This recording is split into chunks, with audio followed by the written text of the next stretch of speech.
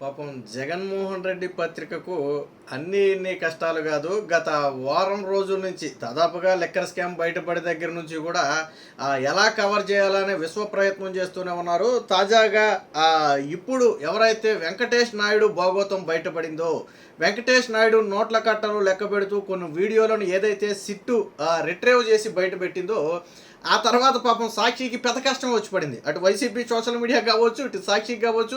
పెద్ద కష్టం వచ్చిందంటే వెంకటేష్ నాయుడు దగ్గర దొరికినటువంటి ఆ డబ్బుని లిక్కర్ స్కామ్తో సంబంధం లేదని చెప్పడం కోసం విశ్వ ప్రయత్నం చేస్తుంది. కాకపోతే ఇక్కడ ఒక్కటి మెచ్చుకోవాలి, అది వెంకటేష్ నాయుడు కాదు అని సాక్షి చెప్పలేదు, అది వెంకటేష్ నాయుడు డబ్బు కాదు అని కూడా సాక్షి చెప్పలా.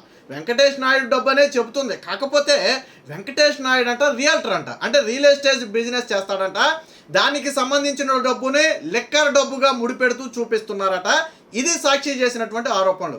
ఫర్ ఎగ్జాంపుల్, చాలామందికి అనుమానం ఉండొచ్చు, ఒక ఏమోలే వెంకటేష్ నాయుడికి కొద్దిగా డబ్బు ఉన్న వ్యక్తి ఏమో దాన్ని ఎందుకు దీనికి ముడిపెడతారని మీరు చాలామంది అనుకోవచ్చు. అయితే ఇదే వెంకటేష్ నాయుడు గతంలో ఒంగోలు ఎంపీ స్థానానికో దేనికో నామినేషన్ వేశాడు. ఒంగోలు ఎంపీ స్థానానికి నామినేషన్ వేశాడు. నామినేషన్ వేసినప్పుడు మనం అఫిడవిట్ సమర్పిస్తాం, అందులో మన ఆదాయాలు ఖర్చులన్నీ కూడా మనం పెడతాం. అందులో వెంకటేష్ నాయుడు ఎంతో పెట్టాడు తెలుసా? తన వార్షిక ఆదాయం 4.95 లక్షలను పెట్టాడు. అంటే ఏడాదికి 5 లక్షలు వెంకటేష్ నాయుడు వార్షిక ఆదాయం అని పెట్టాడు. అంటే బిలో మిడిల్ క్లాస్ అన్నట్టు. ఒక రకంగా మిడిల్ క్లాస్ అన్న 3-4 లక్షలు సంపాదిస్తారు ఏడాదికి. సో ఆ స్థాయి మిడిల్ క్లాస్తో సమానంగా వెంకటేష్ నాయుడు తన ఆదాయాన్ని అందులో చెప్పుకున్నాడు. మరి సంవత్సరానికి ఏడాదికి 5 లక్షల వార్షిక ఆదాయం ఉన్నటువంటి వ్యక్తి రియల్టర్ ఎప్పుడయ్యాడు? పైగా ఇక్కడ సాక్షి ఇంకోటి చెప్పింది. వాస్తవానికి నిన్న లెక్కల్లో కనపడినటువంటి ఆ సొమ్ములు మొత్తం కూడా సుమారు 5 కోట్లుగా సిట్టు భావిస్తుంది. కానీ దాన్ని 35 కోట్లుగా సాక్షి చెప్తుంది. ఎందుకు పెంచి చెప్పింది అంటే, మళ్ళీ 5 కోట్లు అంటే ఇది లిక్కర్ స్కామ్లో కలిపేస్తారు, 35 కోట్లు అంటే రియల్ ఎస్టేట్ వ్యాపారం అంటే సింక్ అవుద్ది అనుకున్నారేమో. కానీ ఇక్కడ ఒక విషయంలో సాక్షి అడ్డంగా దొరికిపోయింది. సాక్షి కావచ్చు, వైసీపీ కావచ్చు, ఒక విధంగా దొరికిపోయింది. తన ఎన్నికల అఫిడవిట్లోనేమో 5 లక్షల వార్షిక ఆదాయం పెట్టాడు. సరే, దాన్ని కాసేపు పక్కన పెడదాం. ఈ 35 కోట్లు నిజంగానే రియల్ ఎస్టేట్ వ్యాపారానికి చెందిన డబ్బులని మనం అనుకుందాం కాసేపు. సాక్షి చెప్పిందే నిజమని కాసేపు అనుకుందాం. మరి 35 కోట్లకు వెంకటేష్ నాయుడు ఇన్కమ్ ట్యాక్స్ కట్టాడా? ఐటీ రిటర్న్స్ ఫైల్ చేశాడా? ఈ 35 కోట్లకు ఐటీ రిటర్న్స్ ఫైల్ చేశాడా? ఎన్నికల అఫిడవిట్లో ఎందుకు చూపించలేదు? అంటే ఎన్నికల అఫిడవిట్లో పెట్టింది తప్ప, లేదా ఇప్పుడు సాక్షి చెబుతున్నది తప్ప? వెంకటేష్ నాయుడు అనుకుందాం, 35 కోట్లను కూడా అనుకుందాం కాసేపు. మరి 5 లక్షలు నిజమా? 35 కోట్లు నిజమా? 35 కోట్లే నిజమైతే ఎందుకు ఎన్నికల అఫిడవిట్లో 5 లక్షలను పెట్టి ఎన్నికల సంఘాన్ని తప్పుతో పట్టించాడు? దీని మీద కేసు నమోదు చేయాలి. ఫస్ట్ థింగ్, వెంకటేష్ నాయుడు మీద ఎన్నికల సంఘం కేసు నమోదు చేయాలి. ఎందుకంటే ఎన్నికల సంఘానికి తప్పుడు సమాచారం ఇచ్చాడు కాబట్టి. అదే ఒకవేళ పదవిలో ఉంటే పదవి నుంచి కూడా తొలగించవచ్చు.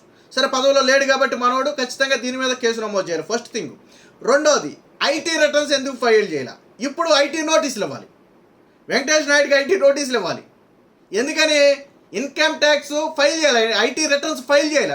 వెంకటేష్ నాయుడు 35 కోట్ల ఆదాయం అయితే ఫైల్ చేయాలి కదా నువ్వు. ఎందుకు ఫైల్ చేయాలా? మరి ఇంత చిన్న లాజిక్ మర్చిపోయి ఆయన రియల్ ఎస్టేట్ వ్యాపారం చేస్తున్నాడని చెప్పాడు. రియల్ ఎస్టేట్ వ్యాపారం చేసే ఎవడైనా సరే ఖచ్చితంగా ఇన్కమ్ ట్యాక్స్ కట్టాల్సిందే. ఎందుకంటే ఆ లావాదేవీలు పెద్ద ఎత్తున ఉంటాయి కాబట్టి. మరి కట్టాడా వెంకటేష్ నాయుడు? అంటే ఒక అబద్ధాన్ని అబద్ధం అని చెప్పడం కోసం 10 అబద్ధాలు అడ్డంగా దొరికిపోవటం. ఒకవేళ వెంకటేష్ నాయుడికి మాకు సంబంధం లేదంటే అది వేరే దారి. సరే, రాజకీయాలు ఇవన్నీ కామనలే అని వదిలేద్దురేమో. వెంకటేష్ నాయుడుతో సంబంధం లేదని వీళ్ళు చెప్పట్లేదు, ఆ డబ్బులు వెంకటేష్ నాయుడు కాదు అని వీళ్ళు చెప్పట్లేదు, అందులో ఉన్నది వెంకటేష్ నాయుడు కాదు అని కూడా వీళ్ళు చెప్పట్లే. అంటే అన్నీ ఒప్పుకుంటున్నారు. డబ్బు వెంకటేష్ నాయుడుదే, అక్కడ ఉన్నది వెంకటేష్ నాయుడే, వెంకటేష్ నాయుడు వైసీపీ మనిషి, అక్కడ వరకు అన్నీ ఒప్పుకున్నారు. కానీ అది రియల్ ఎస్టేట్ వ్యాపారానికి చెందిన డబ్బులు అని చెప్తున్నారు. ఎంత పెద్ద కర్మ వచ్చి పడిందో చూడండి. అని ఎన్నికల అఫిడవిట్. ఇంకోటి, ఈ రియల్ ఎస్టేట్ వ్యాపారమే చేస్తున్నాడని సరే కాసేపు ఏది నిజం అనేది కాసేపు పక్కన పెడదాం.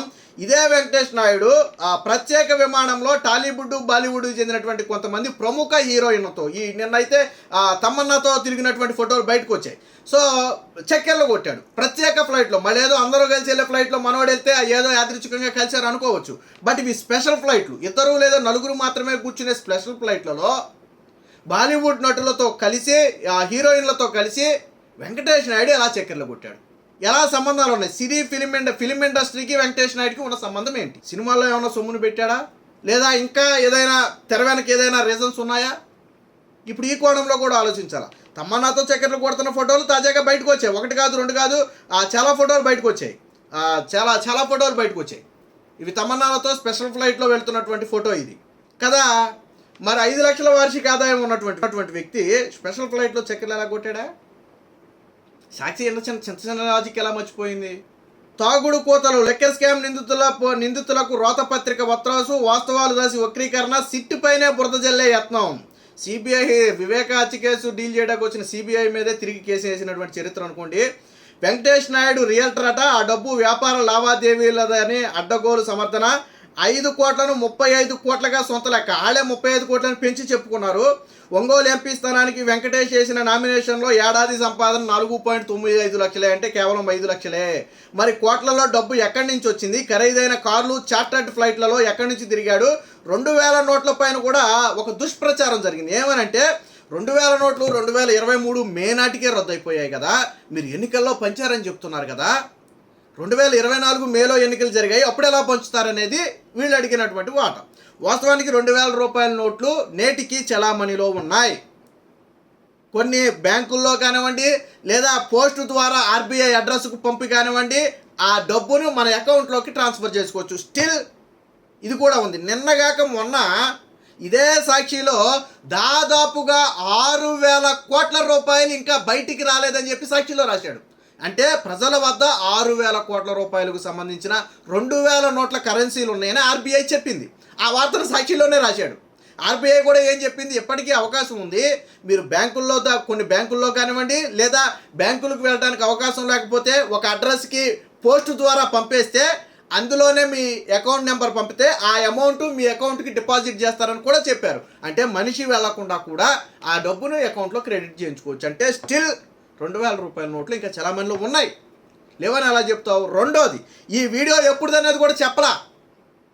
2023లో రోడ్లు రద్దు అయినాయి అనుకుందాం కాసేపు. వాస్తవానికి అప్పటి నుంచి వెనక్కి తీసుకుంటున్నారు, పక్కన పెడదాం. అది 2001 వీడియోనో, 2002 వీడియోనో, 2003లో ఈ నోట్ల రద్దుకు ముందు వీడియోని ఎవరికి తెలుసు?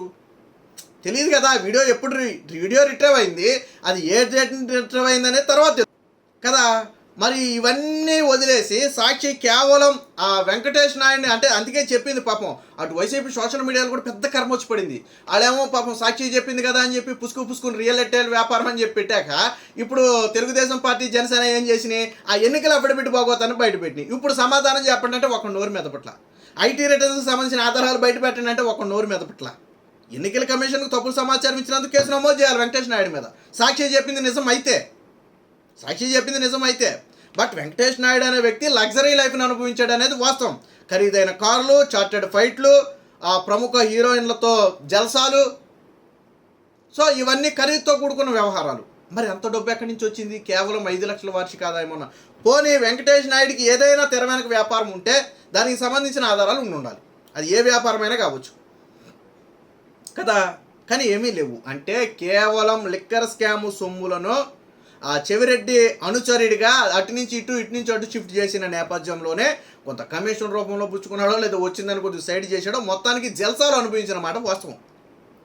కానీ సాక్షి దాన్ని కప్పిపుచ్చడం కోసం, ఒక అబద్ధాన్ని కప్పిపుచ్చడం కోసం మరొక 10 అబద్ధాలు ఆడి ఈరోజు అందరికీ అడ్డంగా దొరికిపోయింది. Please subscribe to Leo news for more videos.